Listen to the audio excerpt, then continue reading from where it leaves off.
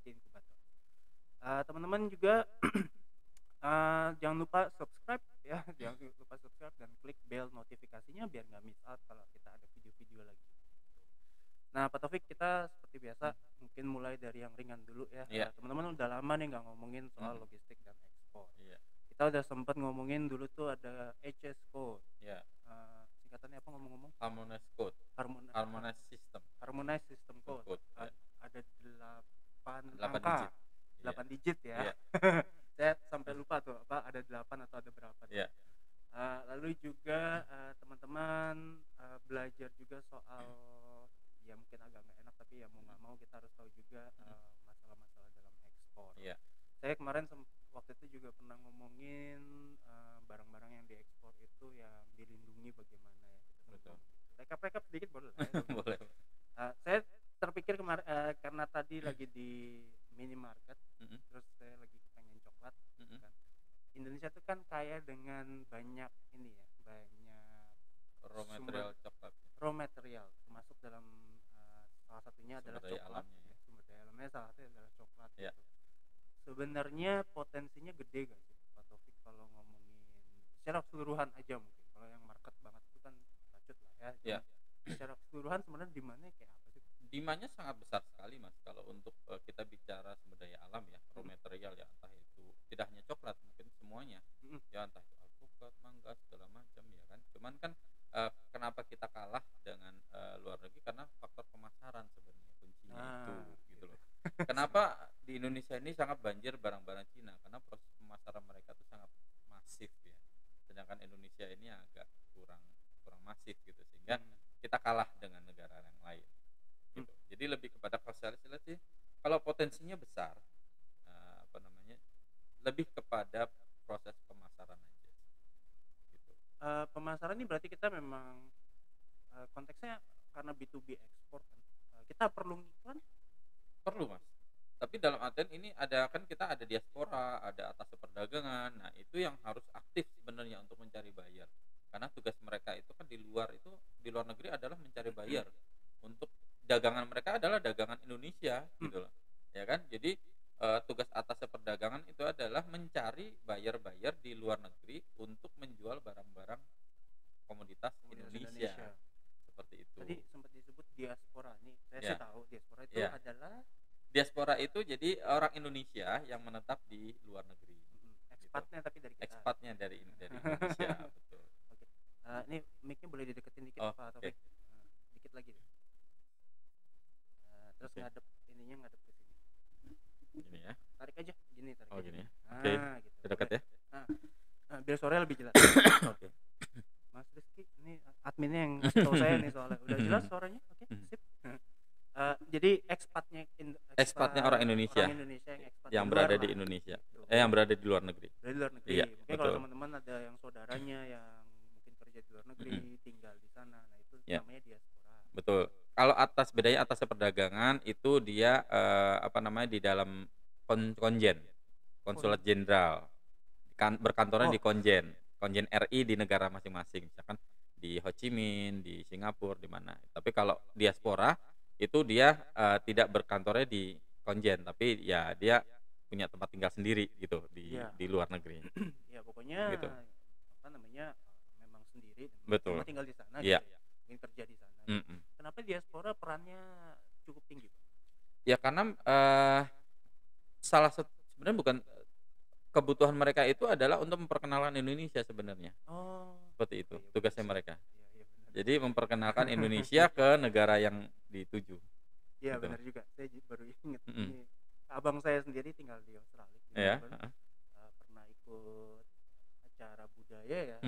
Beliau jadi Gatot Koco. Iya. Gitu kan. Terus saya tanya, Mas Widi ngapain gitu? Terus namanya Widi. Ya ini emang budaya Indonesia, maksudnya ada event festival Indonesia. Budaya Indonesia. Terus dia ya ikut dalamnya. Itu memperkenalkan negaranya ya. Dan dengan begitu nanti ada demand dari produknya itu sendiri. Betul. Ya benar juga sih kalau mau dibilang kan kita kalau nggak tahu negaranya nggak tahu. Iya, karena kan salah satu contoh saja kita gimana tahu need yang dibutuhkan di sana gitu loh. Kita cuma tahu kita punya barang. Tapi di sana kan dibutuhkan barangnya apa yang dibutuhkan. Nah, itu kan berbagai negara kan punya need yang berbeda-beda Iya gitu benar loh. juga sih. Seperti itu. Maka peran mereka di negara masing-masing tuh itu Ya, untuk memperkenalkan. waktu itu pernah ada ceritanya yang di Inggris yang Mhm. tempe ya. Ada orang Mhm. jualan tempe. Mhm. Mereka nyebutnya tempeh. Tempeh, Tempeh betul. gitu. Tempe gitu. Bahasanya. Gua Ada bayangin booth barang sendiri kan iya jualan ada booth tempe itu sendiri, kan, heeh. Wah itu semua makanan laku tempe. banget gitu. Terus tempe dihargain berapa? Ya iyalah Mhm. pakai dolar, pakai pound sterling bahkan waktu itu. Betul betul, Ya saya kalau lihat dari itu. luar ya. Eh, tapi kalau kita ngomongin diaspora ada perannya cukup besar. Bisa Mhm. nggak sebagai eksportirnya kita yang Mhm. atau ya sebagai ekspor kita di Mhm. Indonesia, kalau memang banyak orang Indonesia di negara tersebut bisa dibilang ini potensi juga bisa dibilang bagus. Oke, itu ada kemungkinan kedua. Jadi Aha. pertama adalah konsumen apa namanya, ekspor ekspor kita bisa dikonsumsi oleh orang-orang Indonesia yang berada di luar negeri, Hmm, itu yang oke. pertama. Yang kedua memang konsumennya memang orang-orang ekspat di sana, orang-orang luar negeri dari sana yang bukan TKI, Oke. seperti itu. Nah, Orang itu baratnya gitu. biasanya dari sisi produsen misalkan, manufaktur. Jadi dia butuh raw material dari Indonesia, ya kan? Nah, nanti diolah di negaranya, di-branding, baru dijual atas nama perusahaan mereka. Atau Hmm. bisa juga mereka sebagai retail ya, retail. Jadi dia menyerahkan semuanya produksi ke kita, ke Indonesia. Jadi dia hanya minta spek daripada packagingnya, komoditasnya dibentuk seperti Dia tinggal ini, jual. mereka tinggal jual. Itu biasanya di tingkat retail Hmm. gitu. Seperti waktu itu waktu saya bekerja di perusahaan ekspor Hmm. sebelumnya, Hmm. itu dari pete, Ya. buah nangka, Hmm. nangka sayur, Nangka sayur. nangka Ya. sayur, terus kalau bahannya sayur asem tuh kan ada tuh Ya ada nangkanya. asem, melinjo segala Oh sorry macem, asamnya ya. kacang Iya panjang betul. gitu kan, terus ada tempe, lele juga ada gitu, Hmm. lele. Dan itu memang sudah di-packing styrofoam, jadi sudah ibaratnya mereka tugas mereka tinggal kasih label harga, taruh di etalase. Jadi Hmm. semua proses produksi semuanya berada di Indonesia. Termasuk dari packing-nya itu mereka semua yang packing, kita masukkan ke kontainer, jadi begitu mereka datang langsung ditaruh di pasar Hmm. swalayan mereka. Iya iya. Seperti itu. Itu mungkin yang lebih apa ya, lebih efisien, lebih gampang Betul, kali ya betul, karena tapi memang agak sulit untuk cari buyer seperti itu. oh oke. Iya, agak sulit, Mas, karena memang si buyer pasti akan datang ke Indonesia dulu dia. Pasti akan minta ke Indonesia, dia pasti akan minta modelnya seperti ini. Hmm. Lagian mereka juga biasanya kalaupun udah berhasil gitu, udah jadi punya supplier sendiri, Betul. kayaknya nggak bakal nyari supplier lagi guys. Betul, seperti itu. Ada kemungkinan kalau misalkan memang dia standarisasinya sudah dijaga benar-benar, dia nggak akan cari supplier yang lain. Nah, Tapi kalau misalkan memang QC-nya nggak dijaga, secara otomatis si pihak buyer akan mencari supplier yang lain. oke ya Gitu. ya. Itu udah hukum alamnya seperti itu kan. Gitu. Iya benar. Apalagi di Indonesia surganya komoditas ya kan. Jadi ibaratnya ya selain kamu ya masih ada yang lain gitu kan. Tinggal nanti saya arahkan aja. Iya. Seperti itu. Nah ini mungkin sedikit saya satu topik dulu sebelumnya udah ada pertanyaan nih dari Mhm. Mas Rahmat itu ya. Tapi saya nyelipin satu dulu pertanyaan Monggo lagi. silakan. Karena kan tadi dibilang Indonesia kayak komoditas dan Iya. memang kita kayaknya komoditas kita sumber daya alamnya luar biasa. Mhm. Tapi saya cuman kepikir satu, kita punya satu produk minimal satu produk yang proses Mhm. gitu gak sih, yang sudah terproses, bukan Mhm. lagi ngomonginnya komoditas gitu. Mhm. Ada gak sih yang menjadi andalannya banget gitu, kalau di Indonesia? Kalau selama ini untuk level UKM ini masih fluktuatif ya, masih semua sama-sama gitu. Kayak yang lebih banyak tuh dari sisi manufaktur, Oke. dari pemerintah misalkan ekspor batu bara seperti itu. Itu Yang yang masih jumlahnya memang besar masif ya. Karena memang itu masih raw material iya aja raw ya. material itu G2G atau B2B. Tapi kalau B2C itu ya masih fluktuatif lah, ada yang tinggi, ada yang tapi andalan kita itu saat ini kopi. Oh, Kopi. kopi sudah siap Sudah siap. Apalagi konsumsi. sekarang ada peraturan baru dari Kementerian Perdagangan, Mhm. untuk eksportir kopi sudah tidak butuh lagi eksportir terdaftar kopi. Oh ya, Sudah tidak ada lagi dibatasi. udah pokoknya ekspor aja gitu, Ekspor aja. cari Kalau pembeli gitu ya. kalau dulu kan untuk klasifikasi barang ekspor kan ada 3, Ya, ada barang bebas, ada barang dibatasi, sama yang dilarang ekspor. dilarang ekspor. Oke. Nah, dulu kopi itu masuk ke apa namanya, komoditas yang Dibatasi. dibatasi ekspornya. Nah, kalau dibatasi berarti ada kuota, Mas. Tidak boleh masif. Ya. Sehingga satu eksportir akan diberikan kuota khusus. Nah, untuk mendapatkan kuota itulah dia harus terdaftar sebagai eksportir terdaftar kopi, Ya, ETK jadi bisa di sebutnya. tracking lah Bang. Betul. Jadi begitu dia dapatkan ETK, dia dapat kuota. Dia cuma misalkan 100.000 ton dalam waktu termin sekian setahun atau 6 bulan gitu. Nah, itu dia harus memenuhi itu gitu. Dan harus memenuhi juga ya. Harus memenuhi juga, karena kalau misalkan tidak memenuhi untuk perpanjangan izin berikutnya biasanya kuotanya diturunin. Atau tidak gitu, atau gitu ya. tidak tidak dapat sama sekali. Oh, Begitu. oke. Ada dua, bisa jadi diturunkan sesuai dengan kuota yang pernah dipenuhi, Iya, iya. atau enggak dia nggak dapat sama sekali. Ini lucu juga ya, maksudnya kopi Gitu. dibatasi.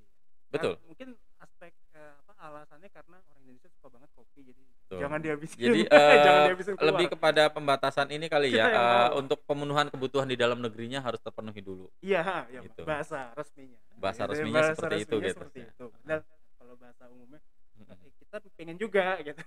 Betul, betul. Tapi setelah kemarin di April itu alhamdulillah sudah itu ditiadakan sehingga termasuk dalam komoditas bebas ekspor. Karena produksi kopi juga kayaknya Betul. udah tinggi banget ya sekarang Betul. ya. Emang sih. Pertama tinggi, kedua memang banyak pemain-pemain kopi yang ingin ekspor terhambat masalah ETK tadi.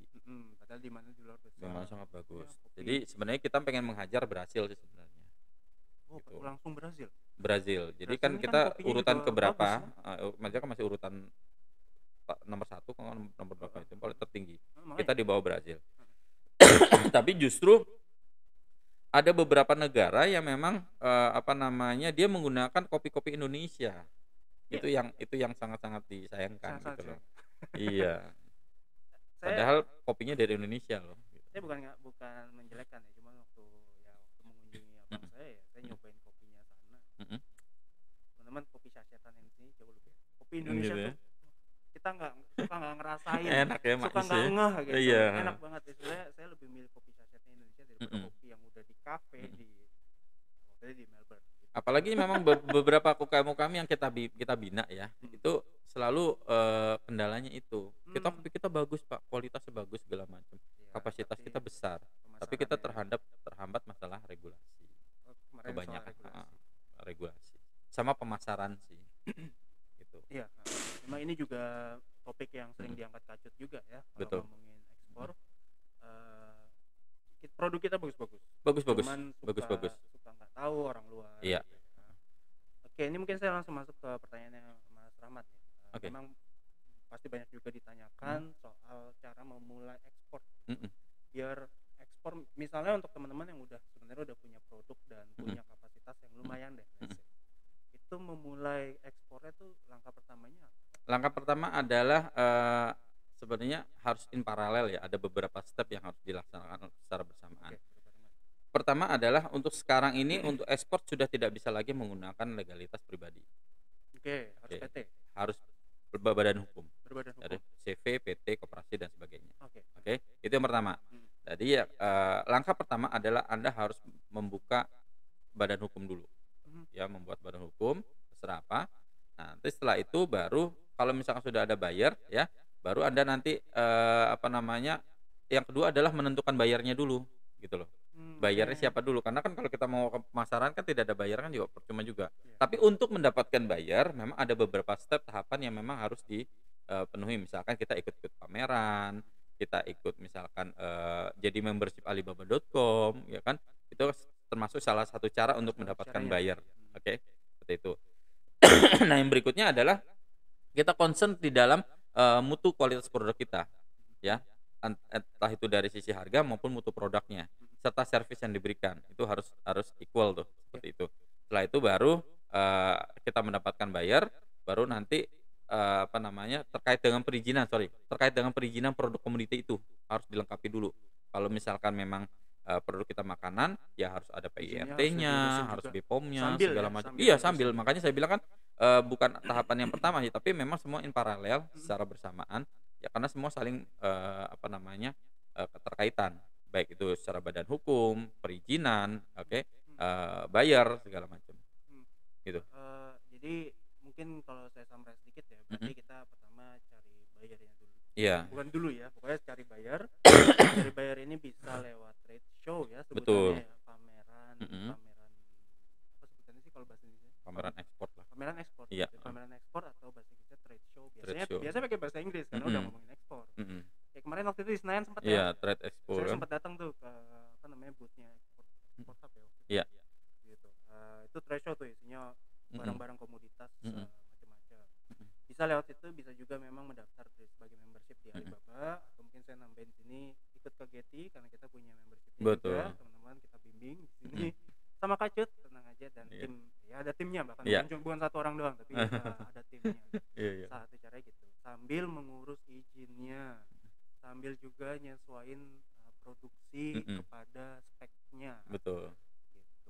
Nah, nanti habis itu maka kayaknya udah lancar ya kalau udah diurusin semua. Begitu dapat bayarnya ya kita nanti tergantung, misalkan udah ada izinnya, misalkan kita sudah ada izin ekspornya, ya sudah kita bisa gunakan gitu. Tergantung nanti kita tambahkan lagi knowledge untuk pengetahuan ekspornya, bagaimana cara membuat invoice packing list, bagaimana cara mengurus dokumen SKA atau COO, ya kan, terus dokumen terkaitan dengan komoditas, misalkan fitosanitari, kalau kopi kan harus ada fitonya. Lebih kepada knowledge aja gitu. Knowledge aja sih sebenarnya gitu, knowledge. Karena apa, semua dokumen itu tidak bisa dibuat sendiri karena ada pihak ketiga yang nanti akan membuatnya gitu kan. Jadi tugas eksportir sebenarnya hanya menyiapkan 3 aja untuk dokumennya, sales contract, invoice, dan packing list saja gitu. Itu yang dibuat langsung oleh pihak eksportir. Selebihnya itu disediakan oleh pihak-pihak ketiga, misalkan BL oleh pihak pelayaran, RWB oleh pihak maskapai penerbangan, juga sih benar ya. COA oleh laboratorium, ya kan, terus COO kita bisa datang ke wali kota di PTSP untuk mendapat SKA, terus misalkan fumigasi ada fumigatornya dan sebagainya. Gitu. Tiap ini pasti ada dokumen. Iya. Dari pihak ketiga pasti ada dokumen dari masing-masing pihak ketiga. Betul.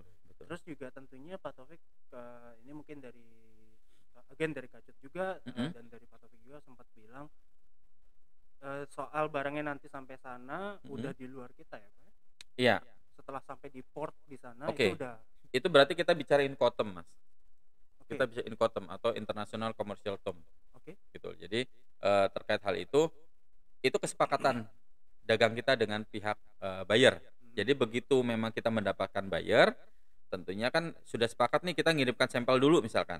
Sampel oke lah, saya belilah 1 kontainer misalkan. Setelah ada persetujuan itu, maka kita buatkan sales contract. Di sales contract itulah nanti kita ikat semuanya perjanjian itu. Pembeli siapa, penjualnya siapa, harganya berapa, Incotermnya apa, HS code-nya apa, syarat klaimnya apa, semuanya dijelaskan di situ. Ya, masuk cara pembayarannya bagaimana. Apabila terjadi nanti janji segala macam, itu juga dibahas semua di situ. Di dalam sales contract. Nah, salah satunya membahas terkait dengan Incoterm. Incoterm itu adalah pembayaran, cara sistem pembayaran. Jadi di Incoterm itu nanti dibagi tanggung jawab siapa. Tuh. Jadi kalau kita sudah menentukan Incoterm ini, maka itu sudah jelas eksportir bertanggung jawab terhadap apa, importir bertanggung jawab terhadap apa. Kalau kita sudah menentukan Incoterm, maka di luar itu dia tidak bisa klaim ke kita. Misal contohnya Xwork, ya kan, biasanya kan kalau UKM itu biasa Incoterm itu ada 11. Incoterm 2020 itu ada 11 Incoterm, jenis Incoterm. Tapi dari 11 itu yang dipakai di Indonesia hanya 4. Jadi tidak ke-11-nya dipakai. Jadi hanya 4 saja yang umum dipakai karena yang related dengan bea cukai. Yang pertama ada Xwork.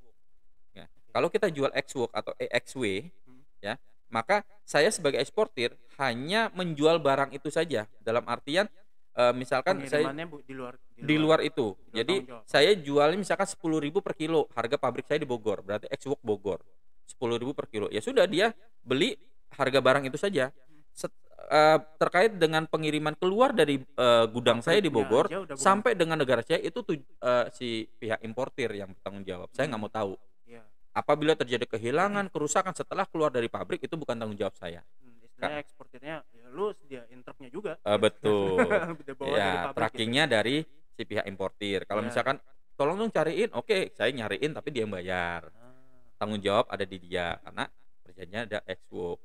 Kalau FOB, maka misalkan barang saya berangkatnya, misalkan saya kirim ke Dubai, pemberangkatannya adalah dari Tanjung Priok misalkan, sehingga kalau FOB saya harus tanggung jawab sampai dengan Tanjung Priok saja. Seluruh biaya sampai dengan Tanjung Priok menjadi tanggung jawab saya sebagai eksportir.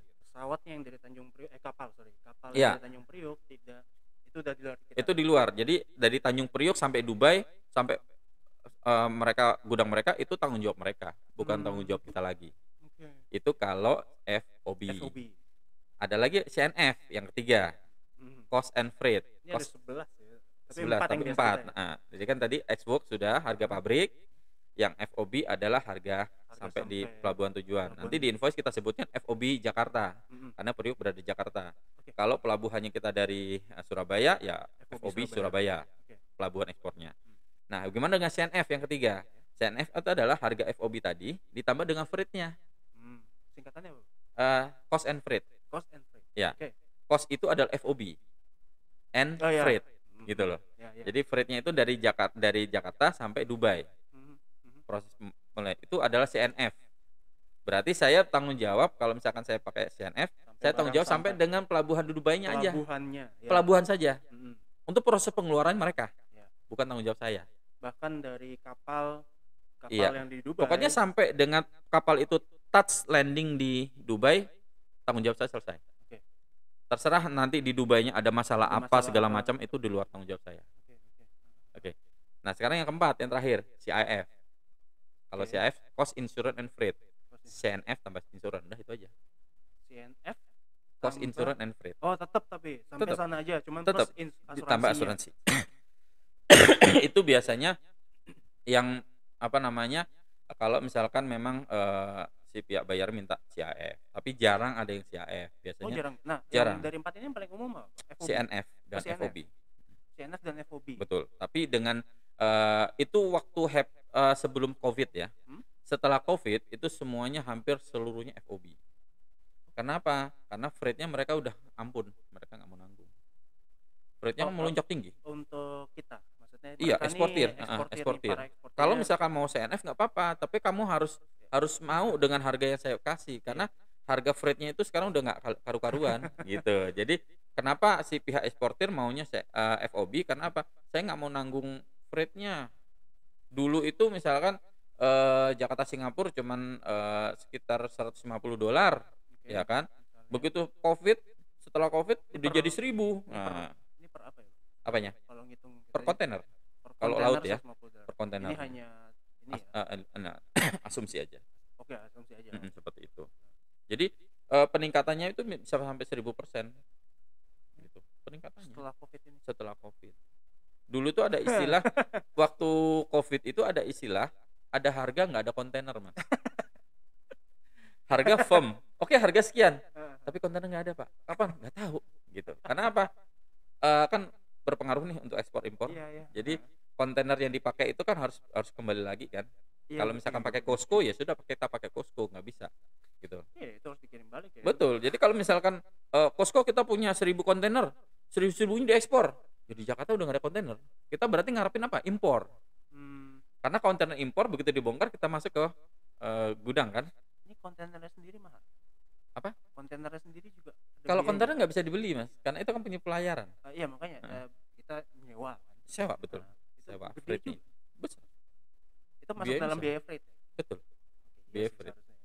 Itu sebetulnya biaya freight. Kalau mungkin apalagi kalau saya B2C banget. B2C lokal banget. Iya. Saya ngebayanginnya analoginya adalah ini berarti freight itu sebenarnya ongkir sebenarnya. Ini kali packing kayu. Ya, itu analoginya gitu kali ya. Iya. Bayar packing kayu gitu. Iya. Tapi kalau packing kayu kita beli, betul. Nyewa ya. Iya. Oke. Lumayan ya.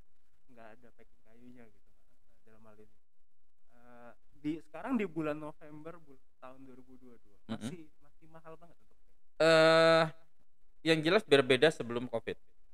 Oke, agak membaik tapi agak berkurang tapi tidak kembali lagi harganya seperti sebelum Covid. Oke. Jadi misalkan 100 nih. Dulu sempat 1.000. Nah, sekarang nggak bisa 100 lagi, paling 500. Ini memang tapi tetap lebih mahal daripada yang sebelum Covid. Kita kan kemarin sempat saya juga ikut Pak yang seminar soal ekspor gitu. Iya. Ada kalimat pembukaannya adalah nggak bakal terjadi kembali ke normal. Betul. Jadi ya memang kita harus adaptasi. Kalau nungguin nggak bakal sampai juga. Makanya sebutkannya new normal kan? Ya new normal ya udah nggak bakal ada normal lagi. Iya, betul. Back to normal nggak bakal terjadi. Dan itu juga dalam hal ini berarti ekspor juga masih kena. Betul. Imbasnya seperti itu. Kalau yang terjadi di Eropa mungkin sama. Itu juga mempengaruhi. Itu mempengaruhi juga. Mempengaruhi Ukraina dengan Rusia kan? Ukraina Rusia itu. Nah, itu juga mempengaruhi freight. Betul. Soal jalurnya apa gimana? Itu kan masalahnya complicated. Bisa jalur, bisa ketersediaan kontainer, bisa harga segala macam. pasti mempengaruhi harga segala macam. Ini kayak saham tapi dunia. Karena kan contohnya gampangnya ginilah, kapal itu kan butuh bahan bakar. Bahan bakar itu dikuasai oleh suatu negara. Gitu. Nah, sedangkan dia butuh pasokan itu. Begitu dia butuh, harganya sudah melambung. Otomatis kan harganya boleh, tapi gue naikin harganya. Betul. Kondisi seperti itu sih. Efek dominonya. Efek dominonya mulai dari situ. Ya, tapi bukan berarti ini satu hal mungkin teman-teman, aduh ekspor lagi jelek dong, enggak ya? Enggak. Kenyataannya demand justru makin tinggi. Kalau untuk permintaan sangat tinggi, Mas. Permintaan cuma kita nggak bisa memenuhi, supply-nya nggak bisa memenuhi. Demand itu sangat tinggi pada saat Covid kemarin. Justru yang grafiknya ada tertinggi demand-nya. Cuman tidak ada supplier yang bisa. Karena ada urgensinya. Betul. Karena memang kebutuhan ya, tapi demand-nya sangat tinggi, supply-nya tidak bisa mencapai itu. Karena berbagai faktor. Gitu loh. Covid, freight-nya segala macam. Saya jadi kepikir soal kita kan ngimpor vaksin. Benar gak sih? Kita bukan produksi kan ya? Kita ngimpor vaksin. Jadi sebenarnya vaksin itu pun juga dalam logistically juga sebenarnya hal yang cukup hebat dilakukan. Vaksin itu kemarin lewat udara. Dan kan? itu jalur khusus. Jadi charter pesawat. Iya, betul. Kalau itu nggak ada masalah. Itu nggak ada masalah. Kalau itu kan biayanya pemerintah yang nanggung. Tapi urgensi. Nah, ini mungkin kalau teman-teman yang mungkin Pak Taufik juga ya yang di bidang logistik pasti wah ngeliatnya ini sangat diperjuangkan. Makanya teman-teman yang belum vaksin. Karena kemarin saya sempat ada debat sama orang tua saya gitu. Kok belum semuanya sih? Karena keluarga saya tuh ini banget vaksin. Ya alhamdulillah udah. Saya juga udah. Saya kemarin triggernya gara-gara saya nanya, Papa udah dapat jatah booster kedua belum? Ya, belum lah gitu. Kali coba cek aja gitu. Karena keluarga saya cukup galak lah kalau soal vaksin itu. Terus kita ngobrol-ngobrol, ya jadi kepikir juga ya bahwa soal vaksin ini kan dibelain banget. Mungkin kita sedikit agak belok, tapi kan ini juga apa ya matter of national urgency. Betul. Teman-teman. Karena kan itu yang mengimpor adalah negara kan. Iya. Walaupun memang atas nama swasta ya, tapi dia mendapat rekomendasi dari pemerintah. Sehingga atensinya memang khusus. Ini udah diperjuangin gitu, jangan bumbazir lah. Oke, seperti kita itu. lanjut ke pertanyaan mungkin. Agak belok. Pertanyaan kedua dari Mas Rahmat nih. Simply gini, lebih mudah mana? Ekspor itu barang elektronik atau bahan makanan? Kalau dua hal itu. Ekspor. Kalau kesulit. Kenapa tadi?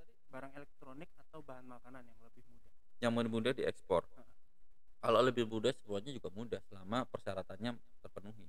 Lebih banyak mana persyaratannya? Kalau untuk statistiknya saya nggak terlalu menguasai statistiknya lebih banyak makanan atau elektronik. Tapi menurut hemat saya melihat dari tipikal dari Indonesia sendiri bukan produsen elektronik. Iya, betul kan? Tadi saya sehingga tapi emang kita iya, jadi lebih banyak makanan memang. Gitu lebih banyak. Entah itu dari sisi level B2C atau B2B. Karena kan kita punya produsen makanan banyak sekali ya yang diekspor. Gitu. Waktu itu kan saya sempat bilang juga ya, lihat data dari sister company kita soal eksportir, dari kode HS code-nya itu berapa persen? 70% kali ya itu adalah makanan. Betul.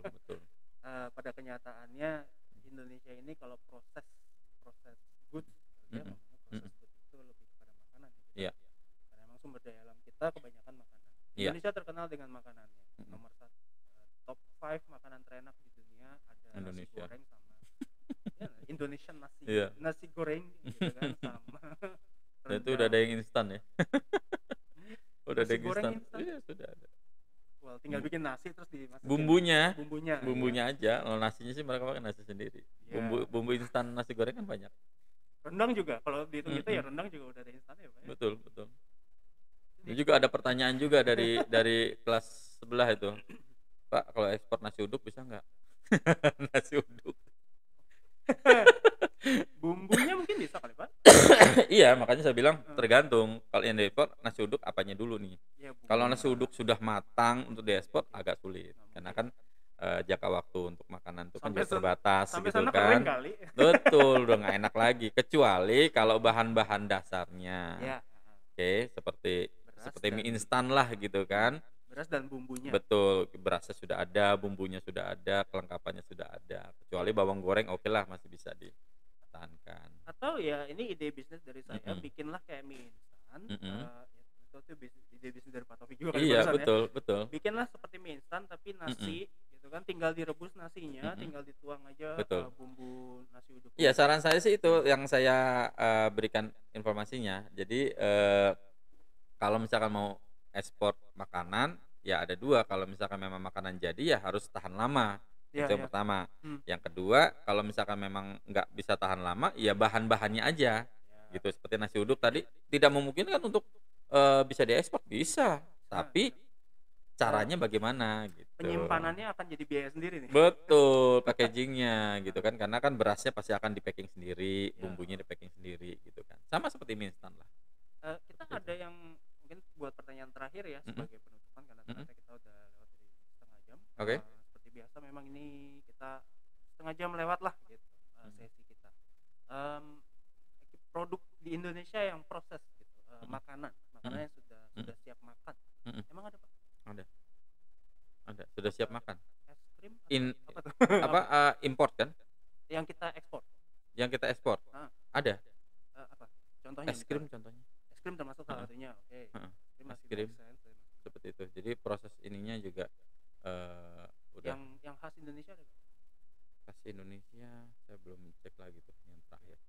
Kemarin saya dengar tuh es krim sih. Ekspor es krim. Soalnya ya. saya kepikiran. Selama ini yang saya handle tuh import es krim, tapi ini ada ekspor es krim. Oh gitu. Ada. Kebetulan sempat. Kebetulan memang pabriknya di Indonesia. Gitu. Pabriknya di Indonesia, dia untuk kebutuhan ekspor juga selain dia pemasaran Indonesia juga. Tapi itu manufaktur. Termasuk pada kulkasnya ya. Ya, udah jadi. Udah jadi. Sudah jadi. Karena memang manufaktur besar. Nah, itu memungkinkan. Iya, pasti lah. Karena environment mereka kan sekali. Samplingnya gimana? Maksudnya sampling gimana? Waktu awal sampling tuh orangnya datang. Oh, mereka enggak. Jadi mereka tuh karena dia perusahaan besar, otomatis dia udah jaringan globalnya dia. Gitu.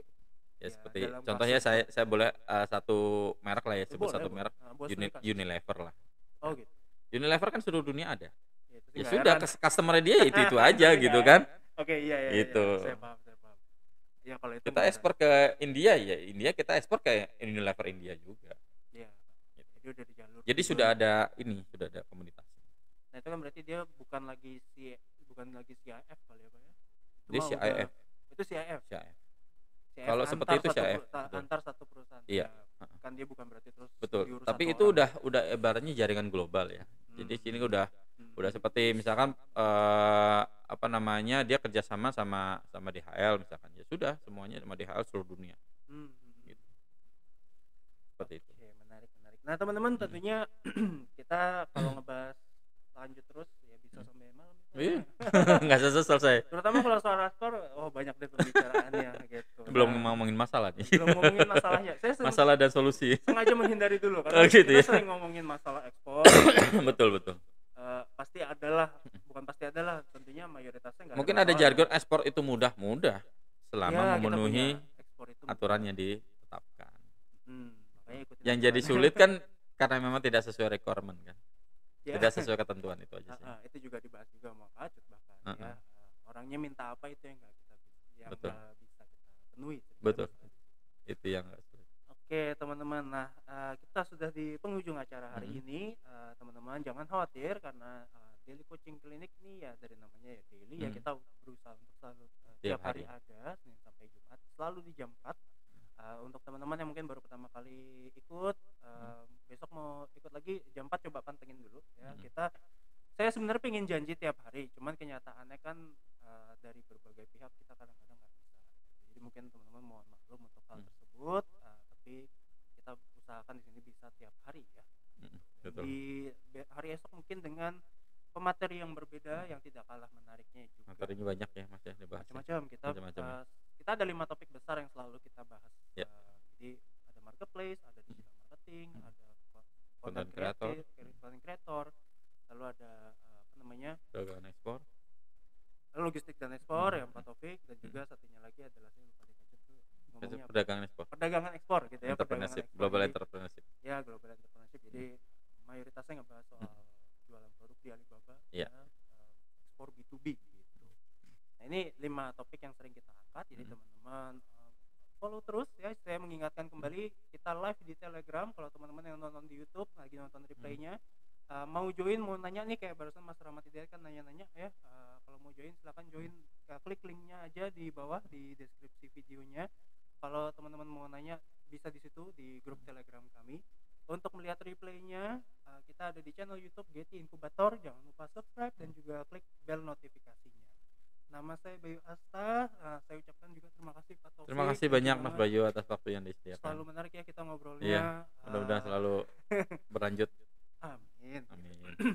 Dan juga terima kasih teman-teman yang sudah datang ikut berpartisipasi dalam daily coaching clinic hari ini. Iya.